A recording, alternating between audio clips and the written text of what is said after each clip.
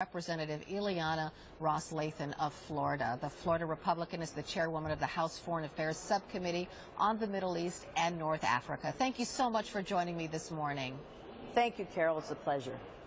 Congresswoman, you released a statement on your website saying the United States must do more to restore stability or risk Yemen becoming the next Syria. How do we prevent that? Well, I think that we need to send a clear signal to Iran. I don't think that the president, what he just said in your program, is doing the right thing. I think that while we negotiate this very weak nuclear deal, Iran is playing us like fools, and so they take advantage of this, and that's why they're doing these military operations. You know, other countries and other allies, they see what we're doing with Iran with this nuclear deal. We're saying, oh, we're going to have the toughest inspections possible. Everyone knows that's not true, and we're going to put back sanctions, the snapback sanctions, if Iran does not comply. Well, look what's happened just in these past few weeks. Russia just recently said they're going to sell Iran S-300 surface missiles.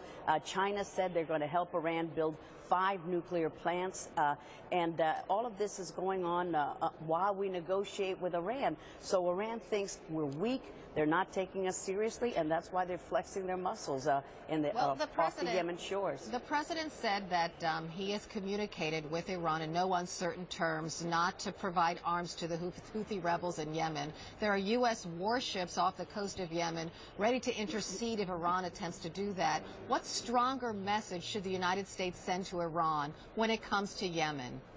Well, I hope that that message is well received, but this is the track record of the president. Well, it's not being well received because you just heard that Iranian military official saying that Iran now considers the U.S. to be a threat. So what does the United States need, what message does it need to send to, like, appear stronger yet calm things down, I guess? Well, this is the same president who said we're going to dismantle the Iranian nuclear infrastructure. Iran now sees that that's not true. This is the same president who said it's got the toughest sanctions, and yet we're lifting all of these sanctions, and we see this kind of belligerence playing out in the Middle East. So the president's track record of being a tough guy and being believed, there's a lot of land between what he says and what he actually does. This Iranian deal is, I think, a good framework for what the president's folly has been in the Middle East.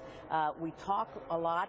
We say red lines in Syria. If you use chemical weapons, we're going to do this, A, B, and C, and we don't do it, and then chemical gas is used again. And here in Yemen, we're talking a big game, and I think Iran sees what we've done in the nuclear deal is a good framework for what President Obama says is different from what we actually do. Right, and I think many people would agree with your criticisms, but again, what exactly should the United States do to stop what's happening in Yemen? Because, you know, the Obama administration urged the Saudis to quit conducting airstrikes, but it stopped for a time, but it started up again today. So Saudi Arabia is not listening to the United States. So what should the United States do? What we should have done is, first of all, given the Saudis the intelligence from the very first day of the aerial attack so that they would not be having these civilian casualties. We should encourage our allies to keep the attack on ISIL. Saudis should be told, keep on doing what you're doing, not stop what you're doing. Jordan says they're taking action. We should encourage our allies to take up the fight and extinguish ISIL instead of sending mixed messages. One day it's yes, we encourage you to do it, but we're not going to share intelligence with you.